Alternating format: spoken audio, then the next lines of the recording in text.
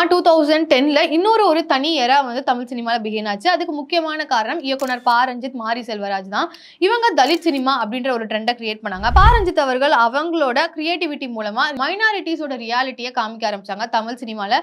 இதுவரைக்கும் காட்டாத ரியாலிட்டீஸ ஒரு புது முகங்கள தலித்ஸோட புது முகங்களை காமிச்சாங்க அப்படின்னே சொல்லலாம். இது வரைக்கும் ஸ்டீரியோடைப் பண்ணப்பட்டது எல்லாத்தையுமே மாத்தி அமைச்சு அவங்களோட படங்கள்ல காமிச்சாங்க.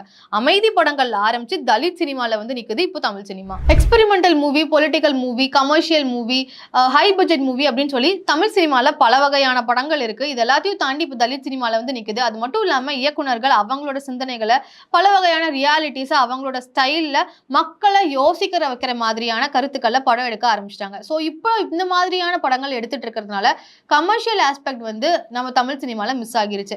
இந்த டைம்ல இப்ப மலையாள படங்களான மஞ்சுமல் பாய்ஸ், பிரேமலு போன்ற படங்கள்லாம் வர ஆரம்பிச்சு அந்த சினிமா வந்து இப்போ வந்து ஹிட் கொடுக்க ஆரம்பிச்சிட்டாங்க அப்படின்னே சொல்லலாம்.